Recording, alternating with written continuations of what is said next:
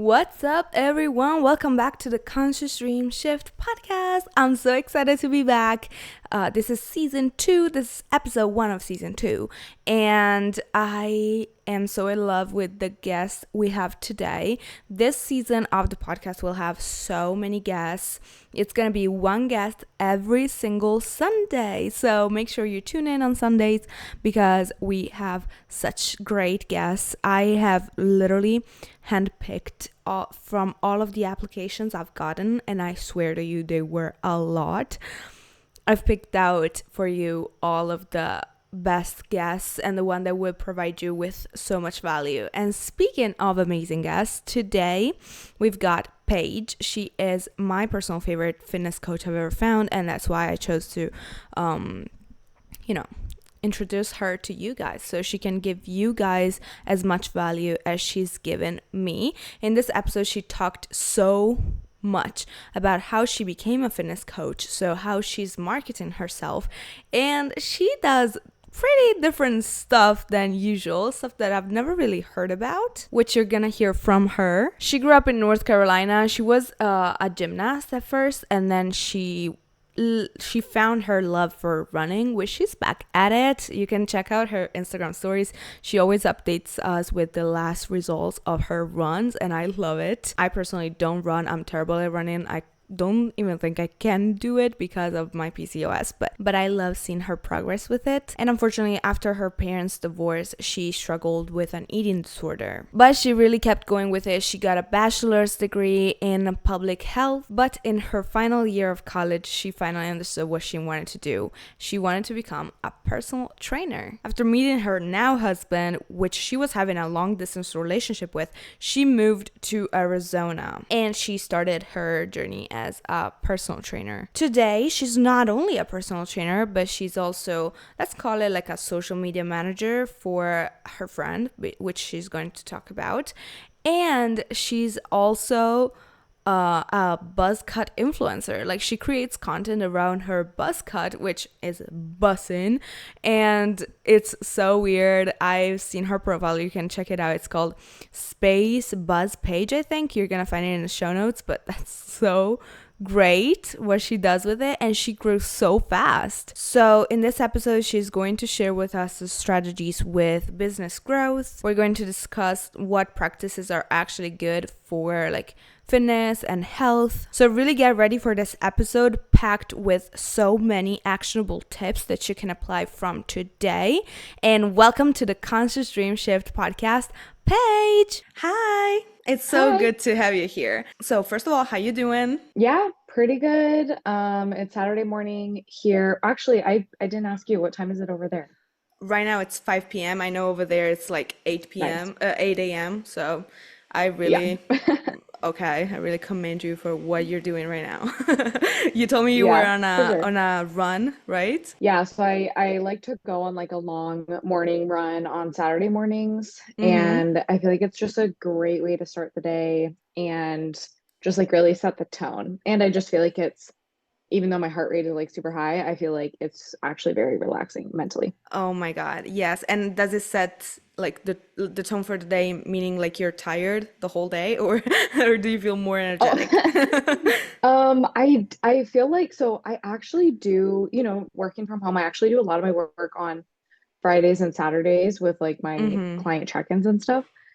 So I feel like it sets the tone and like I'm ready to be productive all day. Right, right. Okay. And how long have you been doing that? Like coaching clients. No, like running 3 miles or like running in Oh, general in the morning.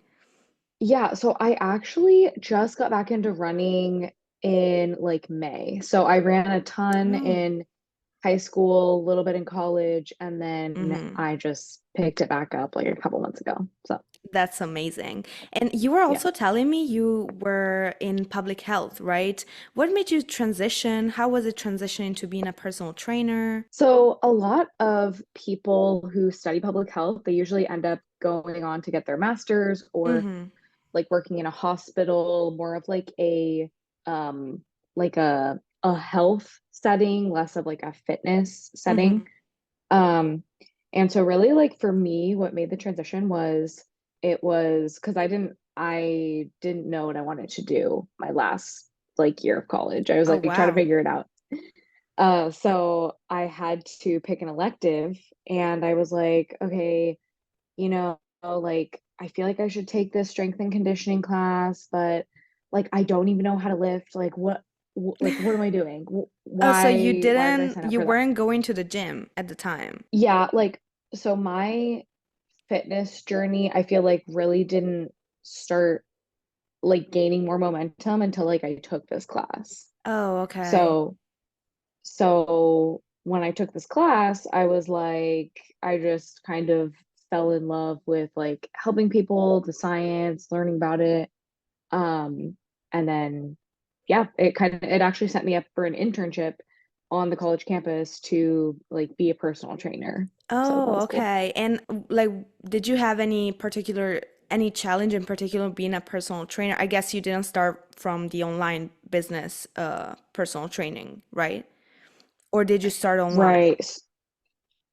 Right. So I didn't start online and Mhm. quite frankly, I think anybody who is going to be coaching like fitness coaching online needs to be in person first. Like Yeah, you right. Mm-hmm. there's a lot of businesses you can just jump right in online, but like you're talking about like people's bodies, their Mm-hmm. health, even just like how you coach people, you really need to like gain that in-person experience because there's things you would learn in person that you wouldn't have thought about online if Right. you didn't have that experience. And so Yeah. becoming a personal trainer, like in person, let's start with in Hmm. person because I guess Yeah. online it was a whole other story. Yeah.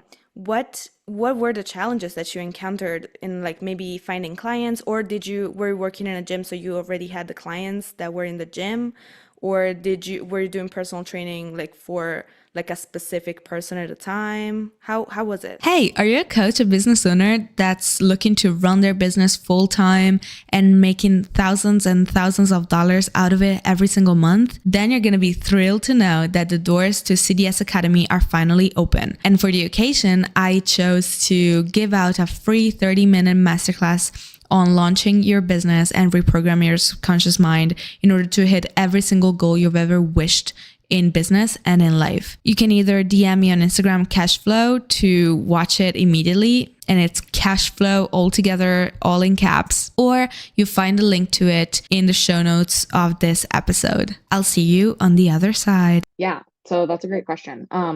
So with in-person clients, my first job, it was actually just on a college campus. So I was like, I wasn't working on commission. I was just like working hourly and I just got like clients. We had this program. And so I just got clients like through the program. Right. So it was more of like, okay, gaining experience, less of focusing on sales or building a business or things like that. Mm-hmm. Um, right after I graduated college, I worked at Lifetime.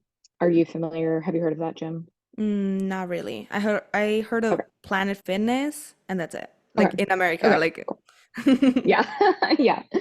So Lifetime is pretty much like I would say it's more of like a luxury gym because it has like not just a gym, but it has a spa, it has a like a cafe, Oh, it wow. has tons of different classes. It's like I would say it's definitely one of the more high-end gyms. So, just graduating college, like I have some experience, but I was not prepared for the sales aspect of in-person personal training. Like that Right. really, I feel like sales, if handled correctly, like it doesn't burn you out, but being thrown in and then not quite grasping the concept of sales, I feel like burned me out. So I only worked there for like 6 months before I got like a different in-person job. But yeah, I would say that was one of the biggest challenges was just like navigating sales.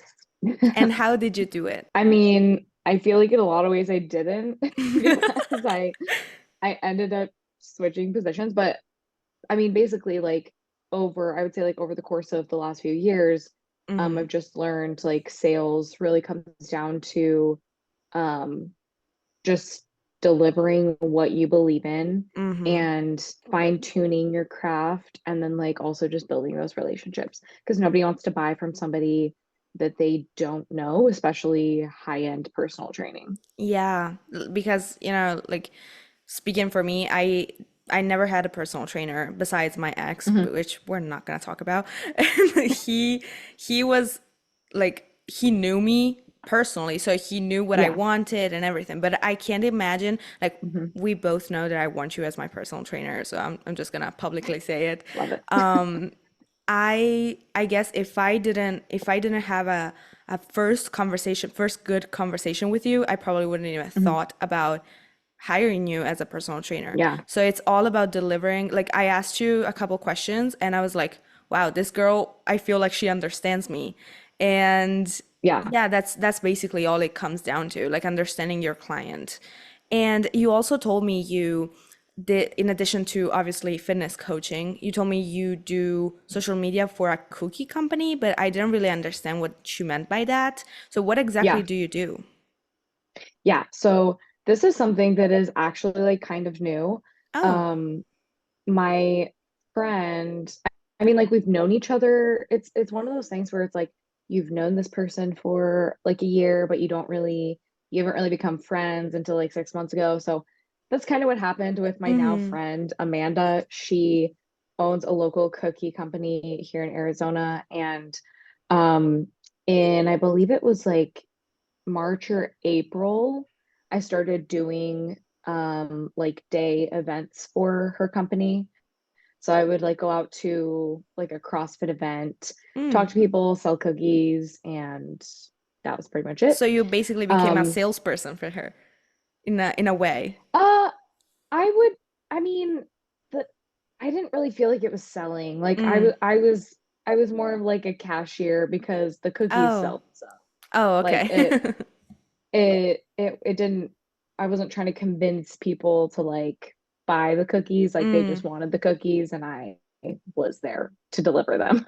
Oh, okay, okay. But with the social media aspect anyway, so that's kind of how it started, our relationship Mm-hmm. started. And then with the social media, she was like, "Hey, like I need help just like coming up with a system for the scheming cookie." And just making it like more cohesive and so I have a flow every month. So we meet every week, but then like one or two times a month, kind of depends on how much we knock out. We just sit down and like plan her content, and then I'll go into her bakery once a month and like just get a bunch of content for her. Oh, okay. And So you're like a social she, media manager in a yeah, way. Okay. yeah, pretty much. I um And I don't post necessarily all of it. That's like kind of her Mm-hmm. part. She just wants help like actually getting it. And then yeah, so That's amazing. that's pretty And much it. like, I don't know if you want to answer this, but do Yeah. you get commission of the sales, or are you just helping her because she's your friend? Yeah, great question. So when I go to the events, I do get I just get paid like hourly, like what Mm. their rate is. And then with the social media, it kind of depends on the project. So if we have like new cookies rolling out, like new flavors, I might get paid like a little bit more because we're coming up with like the whole new concept. But if it's like, hey, I just need like a plan for this month, then it's just like a base rate. So Oh, okay. um kind of depends on the project. Yeah. And you also create content for like your buzz cut, which I love it. Like you Hmm. you will never believe I spent 30 minutes literally adjusting and styling my bangs. I'm Yeah. like, okay, I should do what she does. And about that, like first of all, Yeah. what made you cut your hair and like shave your head? And Hmm. like did you switch from like long hair to like shorter and then just buzz cut it, or did you just go, you know what? Fuck this. And you just shaved your Yeah. hair, your head off. Yeah, so that, yeah, so it was actually, I'll answer like what made me shave my head first. Okay, yeah. It was a couple of weeks after I had done my second bodybuilding show last year, and I haven't really said this like publicly, but I was like kind of struggling mentally. And I feel like that did contribute to part of it, but Mm. I didn't really feel like myself. I was like kind of depressed. Um, I just, I, and like, I think it didn't help that I had had extensions for my Oh, shows. okay. And so just like my hair at the time was like probably right below my shoulders. So it wasn't super long, but it was definitely like long-ish. Mm-hmm. Um, and so then like having extensions, it's like down my waist, and I was just like, oh my gosh, this is like a nightmare. I just I guess I don't like having long hair because most of my life I had had long hair. Mm-hmm. Anyway, so I'm sitting in so there was like kind of that part of it. And then randomly, like I was just sitting in Disneyland, like eating lunch with my family and or my husband's family. And I just had the thought, what if I shave my head? And I'm scared it because I had that thought multiple times. I yeah. was like, especially now in the summer, I'm like, what if I shave my head? And so I was just sitting like in Disneyland and there was nothing like in the room or like I didn't see anything that would trigger that thought. Like I didn't see Mm. any bald women. I didn't see like any um anything like that. Hmm. So So you intuitively then channeled that thought. I guess. I don't know. I really like don't know where it came from. My subconscious, I guess. Yeah. And then like I get home because that was in California. I get home to Arizona and I thought about it for like 3 days and I'm like, you know what? Like I just don't feel like myself. I don't, for whatever reason, like my hair, I've never actually like looked in the mirror, seen my hair and been like, I don't like it. Like I have great hair. And so I just Oh, that yeah. had never been like an issue for me. And then I was just like, it has to go. This is, I don't want to have to style it. I don't want to have to worry about it. I think I will really like the minimalist look. Mm-hmm. And I feel like it's just me. And then my husband helped me shave my head.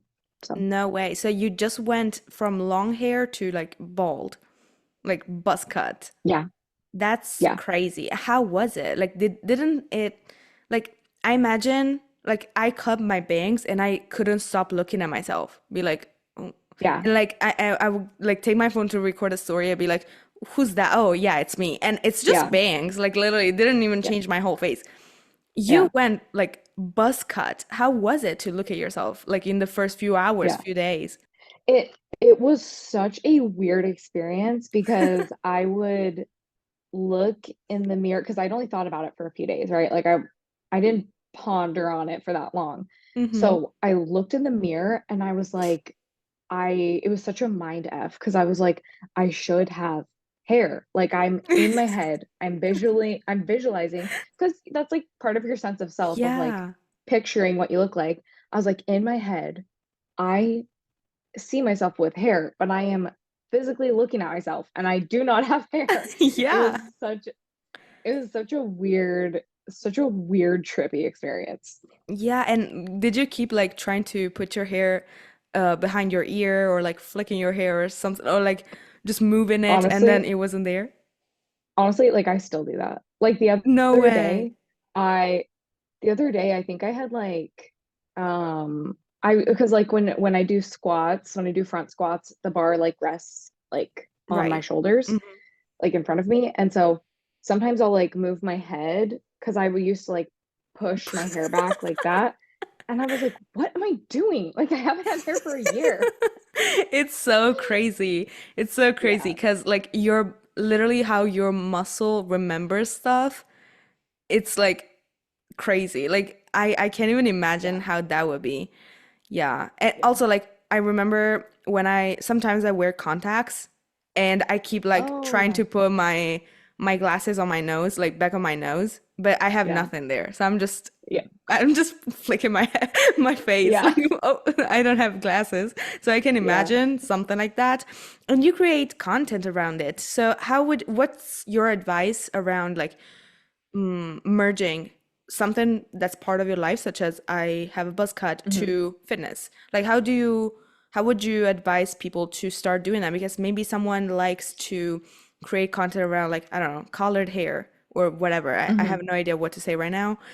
Yeah. And and it's like, how do you think you should merge like the content creation process, like the content strategy around it, maybe to grow? Hmm. What's your advice? Yeah. So I I'm gonna give some advice and then I'm gonna say what I did because I feel like my advice is a Hmm. little bit different than what I did.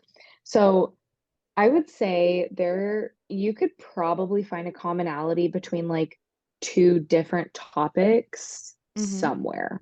Like Yeah.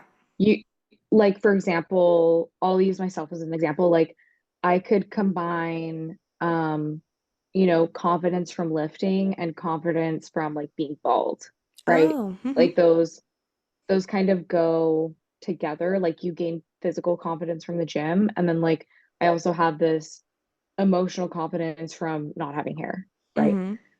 And it all ties together because it's like all about yourself and like your health and different aspects of confidence. Um, Right.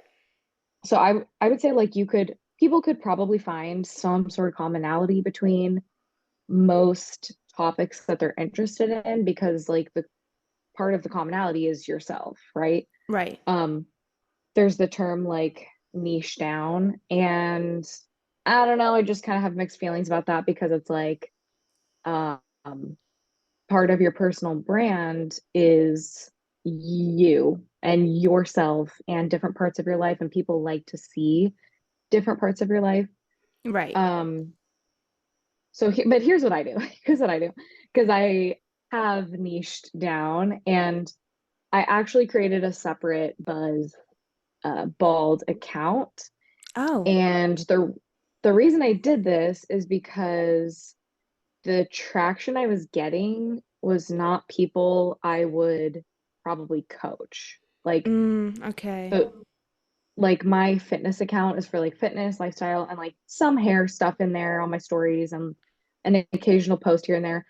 But my hair content was getting so much traction. No way. Um, yeah, I'll send you my Buzz account. It actually has like freaking good engagement for like No less than a way. thousand followers. Really? I would have never Yeah, imagined that something like obviously it's such an interesting topic, but it's like yeah, monetizing it or like growing an account based just on that. It's crazy. it's surprising. Um, but so yeah, so that's where I was kind of like, I'm just getting all this traction, but like most 80-90% of these people they wouldn't actually coach, or Mm, they're almost like they're like burner accounts. So I'm like, I just feel like I need to create a separate one because the people who were seeing fitness, they would sometimes like my buzz stuff, but not all the time. And then the people that liked my buzz stuff would sometimes like my fitness, but not really. Like it felt like yeah. two separate audiences, really. Okay. Um, So so it yeah. it is part of your personal branding, but you wouldn't say like you wouldn't advise people to start creating content on two topics that are too different. So on your main account, you Yeah. would use some of the buzz cut content, but Hmm. not creating like content for both topics at the same time. Right. And the other part is like I really wanted to grow and expand my buzz cut content. And so I feel like by creating a second account, it provides like that creative outlet and that Right. creative side where, um, if people want to follow both, they can follow both. But it was just such different styles of content. I really felt like they would succeed by themselves. Yeah. Yeah, if you saw that Yeah. you were growing after posting that, then it you did like an amazing thing in creating a new account. Yeah. And you, besides like fitness coaching, you also told me I think you were in gymnastic, right? Hmm. Before, Yeah. right? And you like how do you think that like being having a background in gymnastic actually led you to becoming a fitness coach? Do you think the two things are related or it's like I feel like they are related somehow, but what's your take on Hmm. that? Yeah. So I did gymnastics from when I was 11 to 17. Mm. And it wasn't competitive. I never competed. It was just like recreational because anything where you're competing, whether that's like cheerleading, dance, gymnastics, like it gets expensive. Oh, yeah. Um, so so my parents just like couldn't really afford to have me compete, so I just did it like for fun and I just enjoyed it. Mm. But how it related to fitness coaching. So I actually remember in elementary school, like someone asked me like, "Oh, what do you want to be when you grow up?" And I remember saying, overall, I remember like not really knowing, but I remember I said one time, "Oh, I want to be a gymnastics teacher." And in Oh, a lot of okay. ways, I feel like that's, I don't coach gymnastics, but I coach fitness. So Right, I so feel like in a you lot of always ways, had it, like you always had it inside of you that you wanted to teach something around moving your body and like teaching people how to, I would say, be more fit and be more like move their body mhm, better. So you yeah. always had it inside of you. There's not something that made you become passionate in it. I would say yes. I would say there was like steps along the way, but at the end of the day, like I wanted to teach or like help people with moving their bodies and fitness. Yeah. And you told me, speaking about your past, you were Mhm, saying to me that you developed an eating disorder, which, yeah, and I know how that feels, mhm, around like after your parents' divorce. And do mhm. you think that has shaped some way the way you treat your clients towards like nutrition or whatever comes up with your clients? Yeah, so I in high school, I guess I'll kind of just give a background. In high Hmm. school, during my parents' divorce, I was 15 or I was 14 at the time, and I developed anorexia. I feel like it was my way of trying to cope with trying to find some sort of control, Hmm. and because there was so much uncertainty. And um this is kind of like a side note. I had never tracked food or calories before. So when people say like, "Oh, that triggered my eating disorder," I'm Mm, like, it maybe, but like it's usually something a little bit deeper. yeah, I Gaining don't think that an under something so like a habit would bring you to Yeah, that. Maybe you're missing something already. yeah. So I think gaining awareness of what you're eating can Hmm.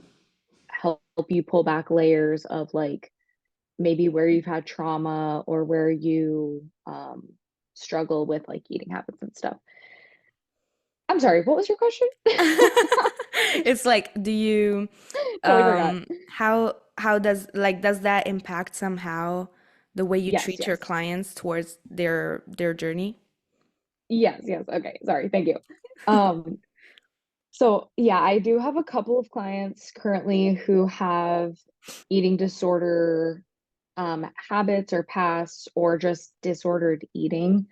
I don't like to label it because I don't like to label it unless they have been diagnosed, right? Like I'm not going to tell Yeah. somebody like, "Oh, you have binge eating disorder," and you know what I mean? I just feel like Mm, that's not my place.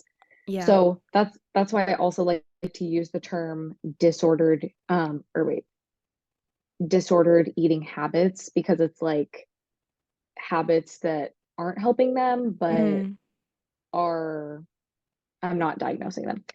Yeah, Anyway, then so okay, I will say I've never been diagnosed with a eating disorder, but I've mm, realized, especially lately, that I might have some binge eating or like disordered mm, eating. So yeah, I yeah. don't like because earlier I said, yeah, I know how that feels, but I've never Mhm. been diagnosed with it. I just know how it is to not being able to control what you're doing or like around Yeah, food. right. And another reason I try not to label it is because I feel like it's so common. People like to be labeled.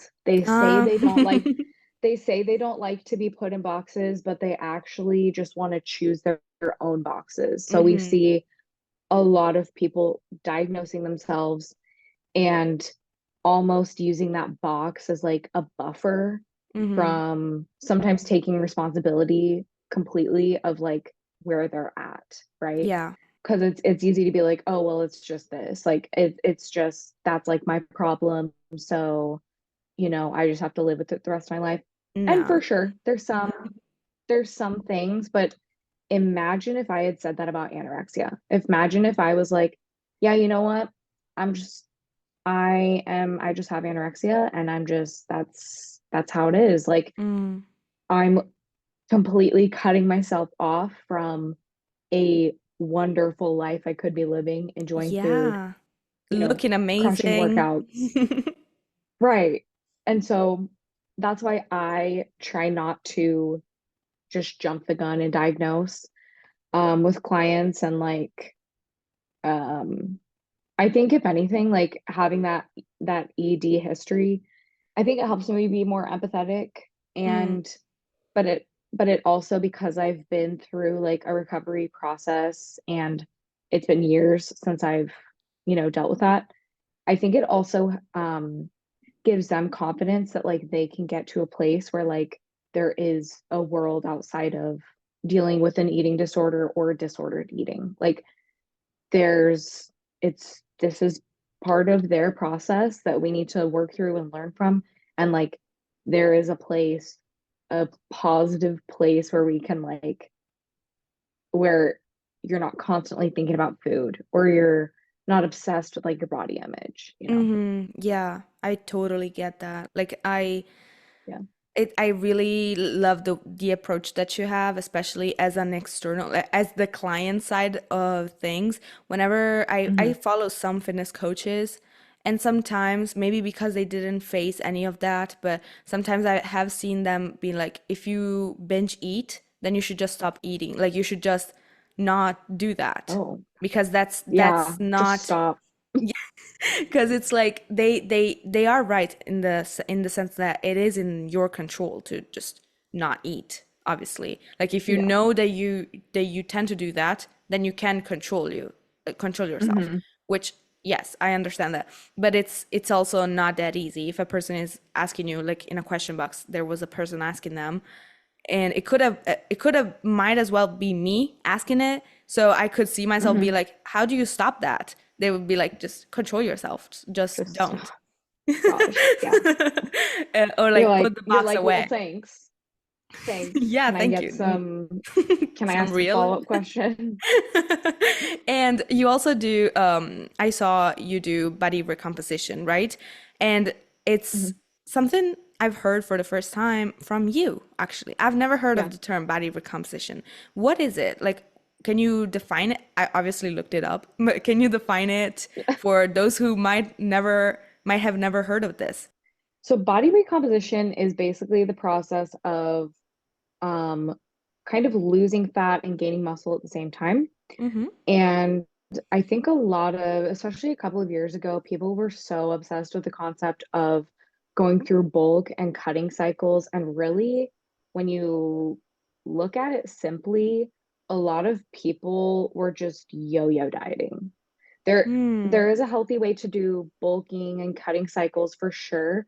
But if you're just like a newbie to the gym, that's really not like you don't need to do that. No way. So, I thought it was the norm. I think the yeah. fitness coach that I was like, "Oh my God, I love her so much." Maybe she was not Yeah. teaching this good stuff. Like I don't want to say good stuff, but like the complete picture. She was not giving the complete picture. Yeah. Yeah. And so when you go through these bulking and cutting cycles, if you're not experienced in the gym, because let bodybuilders, elite athletes go through those and they make it work, right? It works for them. Um, but people new to the gym, like most people when they first start out of the gym, don't need to bulk. Like they don't need to people are so obsessed with like, oh, I need to eat way more to gain muscle. And it's like, you probably just need to eat differently, maybe Mm, a little more, but you need to eat differently and start lifting. So, body recomposition is great because you can focus on, um, you know, not gaining and losing weight necessarily, but you can focus on just kind of like that maintenance spot, but still see changes along the way. So still lifting, still doing your cardio. Um, Maybe you're eating, like I said, around maintenance, but you're able to see those changes without like going through these like different cycles of Yeah. uh, extreme dieting. I do feel like it's a lot more comfortable that you don't have to like eat like obviously there's like a gap between cut and bulk. Like you go like Yeah, maybe for sure. in maintenance for a little bit, but when you do recomposition, it's a lot easier to just you're eating the same basically, but you're just doing like little tweaks, little tweaks, little tweaks, and then it just becomes a habit, and then you build the muscle, and which is Hmm. amazing. And I loved the I saw like one thing when I looked up body Hmm. recomposition. It was like if you have like blue balls and then oh my god I just said blue balls, I meant to say I was gonna hold that in, but okay. I'll see in the editing if I want to keep it in. But when I looked it up, I saw this example of like, let's say you have like green apples and red apples. Instead of taking out the red apples, you put more green apples, so which is like muscle. mm, hmm. Is it the same thing? Like now you have more muscle than fat. Is it kind of the same thing, or do you still need to burn fat, or do you just burn fat along the way? Yeah, so there's yeah, I'm trying to think like how to keep it simple. So, I mean, having muscle burns fat at rest, but you're not necessarily going to lose fat Mm, unless you're in a calorie deficit. right. Um, so yeah, but I mean, think about it this way. Let's say you're 150 pounds. Mm-hmm. Um, if you gain muscle, let's say you gain 5 pounds of muscle, but you're still 150 pounds, you are actually leaner because you have lean muscle mass. Mm, Um, and so you will probably appear leaner. And even if your goal weight is like 140 or whatever, like you're still going to be leaner than if right. you were the starting 150. Does that make Okay. sense? Yes, now it makes sense. Okay, okay, okay. Now Yeah. I get it. What advice would you give to someone who is just starting out as a fitness coach, wants to find clients, doesn't really know how, or let's say they were a fitness coach at some gyms like you were, but don't Mhm. have clients online. They want to start doing exactly what you do. So finding clients from the online space. I would say like just, I mean, one, create a social media account if you don't already have one. Mm-hmm. Um, Post consistently, I think I've always seen like a direct correlation with like posting and engagement and like then getting new clients. Mm-hmm. Um, so that's kind of like, I know that's like basic, but the next thing I would say is have conversations with people. So whether that's in person, like let's say, I mean, if they're a fitness coach, I really hope they're going to a gym. So to work out. So Yeah. have conversations with people like in person and they might hire you like online, and just like have conversations with people like in DMs, uh, try to get to know people, just like follow people who not only following people that could be a potential client, but like follow people where you're like, okay, I think I would want to work with this person. Mm-hmm. Because when you're self-employed and like you have your own business, like you kind of get to choose for the most part, obviously, right? You kind of get to choose like who you get to work with. Like if just because somebody wants to hire you, um, doesn't mean you necessarily have to say yes. Right. Another thing I would say is like build your personal brand and be yourself. Over the last, I would say 6 months, I've worked really hard to just like post more of my personality and post like content that I would want to consume. And I Mm-hmm. feel like, especially in the last like 4 months, I've started to get a lot of clients that are basically my ideal client. Oh, And it's a nice feeling because like I love working with a variety of people, right?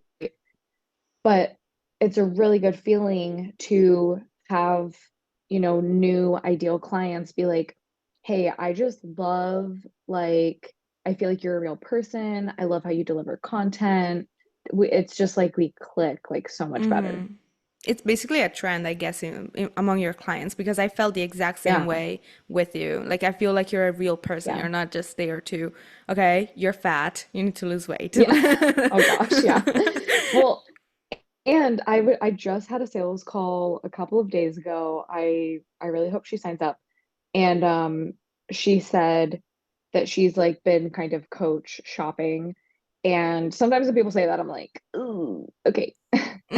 Um, Okay. like, yikes. Awkward. Yeah, but anyway, so she had like reached out to I guess a couple of more, influencer type coaches.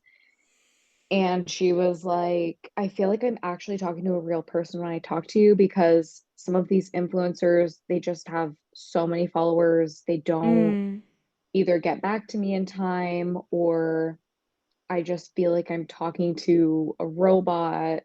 And so I'm just glad that I don't come off like that because I'm very mm. much not robotic. No, not at And all. it's just a good feeling, because I put a lot of energy into my fitness as well as my buzz cut content. So I'm glad it's paying off. And like that's the thing, like there's so many fitness coaches out there. So if someone is Hmm. thinking about starting out, what would you say to them to make them stick out, like stand out from all of Hmm. these people? Because I can see myself like wanting to start being a fitness coach and be like, yeah, but there's so many, like weight loss is weight loss. Like you can't Hmm. really when you have like a, let's say I'm a business coach, I can differentiate myself because of the fact The that method. I do like subconscious reprogramming. I have a different strategy, blah blah blah. But with weight Hmm. loss, it's always the kind of the same thing, the same approach. So what Yeah. would you tell them to stand out besides obviously being a Yeah. real person as you do? Yeah. So I mean, part of it does come from your personal brand, but if we're talking more like logistics, that's one reason why I talk about body recomposition because it's kind of like my different approach to fat loss and gaining muscle. It's not necessarily different scientifically, but it's like a different way of doing it for the client, and I'm just kind of phrasing Yeah. it a little bit different. Mm-hmm. The other thing too is I would say education. Like I got my bachelor's in public health. I'm not saying you need to go get a bachelor's, but like know your stuff. Mm. Don't like don't you don't want to sound like a beach body coach who just signed up for accountability, or some of these other, supplement companies, like they label themselves as coaches, and it's like, Yeah. no, you're not. I mean, if they are educated in that, like cool, but like just because you don't want to sound like you're part of that when you're a fitness professional. You know what I mean? Mm-hmm. Yeah, totally. I totally get it. I would say, as a business coach, I would tell the person like, make sure you don't give, you give advice for free, but you don't give out Hmm. everything you do for free because you're gonna get burnt out by Yeah. it. I see so many Yeah. coaches giving like free workouts, free stuff like that. I wouldn't give that. I would give more the how do you say that? Like the knowledge, the awareness around topics more than Yeah. the workout. Somebody said something like give them the what, and then the how is them hiring you. And Yeah, I totally agree with that because if I most of the time when if I were to give out like let's say if I were to just post like meal plans or yeah. Mm-hmm. entire workout plans, I mean, one, people like probably aren't going to follow it because they don't have me to be accountable to. And then two, that's like so unfair to my one-on-one clients who Yeah, are, exactly. paying me like a good amount. They would have And no reason to be in your right, they're program like, then. exactly. So I think when I see it, because a lot of fitness coaches post workouts and like meal plans and stuff. But when I see that, I'm like, okay, I want to be, I guess in a sense, like loyal to my clients. Like, hey, Mm-hmm. I don't just, I'm not just, you know, um, I'm not just like giving out completely free programs, right? Like Mm-hmm. that's what Yeah. coaching is for. Speaking of like keeping the client with you, how Hmm. do you make sure that the client stays with you long term? Do you have a long term, Hmm. first of all, do you have a long term coaching program, or is it like we do 6 months together? And Hmm. if you don't have that, how do you make sure that the client pays you, like continues to pays you, to pay you? Yeah, so I mean, I'm gonna be totally transparent. Like I have clients who cancel. It's Mm, it's part of the business. But typically like I'll have clients commit to 3 months, and then it'll usually just go month to month after that. Um, and the reason I do 3 months is so we can really build like a solid foundation, yeah. because if I have people coming in and they're just like, "Oh, I just want to do 1 month with you," and then like dip out, like no, you're barely gonna see that. That's like just enough time to get your body to start responding. Yeah. You're missing the good part. So uh like that's I would say like that's why we do the 3 months up, or like the 3 month commitment up front. Um, but as far as like keeping clients, usually we have like a discounted rate for our loyalty clients. And then we also have a membership option. So if they're like, hey, I just need a financial break, then we have Mm, like a little bit, more self-guided, not quite as custom. But I mean, they still have access to me and stuff. So um, yeah, I think the other biggest tip I could give is just being empathetic. It oh, okay. it it seriously goes so far to build that relationship, be empathetic, and um helping the client just focus on their why, because they might tell you why at the beginning, but if they're not super into fitness, like, like me, they might forget, or they might just be like, I just I don't feel like showing up anymore. Yeah, Um, that would be me basically. Like me as a yeah, client, I'm not passionate in moving, never been. Like ever right. since Yeah. I started walking when I was like a year and a half old. So I started Okay. working pretty late. So Yeah. yeah, I'm like a couch potato, so you need to like keep my why up. So yeah, Hmm. totally relate to that. Yeah. And I think like just when I have um when I have like a better, not even better, just when I have a relationship with the client, Mhm. it helps them open up more. We're able to dig a little bit deeper and just see more progress, because they feel safe enough to like tell me things about their life, and uh we can just get into the nitty-gritty. No way. I think they're starting like music downstairs. Okay, so let's wrap it up. Two more questions. Speaking of long term, what are your Mhm. long term goals for your business? Yeah. So eventually I would, because I don't, it's not necessarily like my business, like the coaching. I work for, me and a girl like work together, but it's her business. So just kind of want to put that out there. Um, but as far as like we'll just say like my content part of it, I would really like to make my buzz cut content like probably, I would say, half of my income, because it's a Oh, small portion right now. And then I would also want to probably, I mean, the goal always with clients is just to like be able to get more one-on-one clients. So I don't really have like a long-term vision for the clients besides I just, I mean, I like doing it. I'm at a good place with it. So okay. So you I plan don't on really have, diversifying stuff. yeah, yeah, Okay. I would say that. And how do you make Yeah, an income with your buzz cut content? great question. So I have a Patreon. Have you heard of Patreon? Yes, I have. Okay. So basically, for those who don't know, it's a subscription platform where they can pay to basically see me shave my head. No way, And really? yeah, it's not spicy. I feel like I should put that out there, because people are either wanting spicy or they're concerned it is spicy. So it's not spicy. Um, and yeah, that's pretty much it. I get subscriptions from TikTok and my Buzzcut Instagram. And what do you mean when you say that it's not only you? There's also like another girl. Is she a like a personal trainer? You both do this together? Oh yeah. So with coaching, so it's her company, Strong Daily Fitness, and then Oh. I'm basically like an independent contractor for her company. And okay, and where can our listeners find you? Because I'm sure that every person that's gonna hear this is gonna fall in love with you. It's gonna be like, oh, she's so Yeah. awesome. I hope so. So my fitness account is Space Buns Page, Mm-hmm. and that's Paige. And then my Buzz Cut account is Space Buzz Buzz Page. Okay, I'm obviously gonna put the links in the description.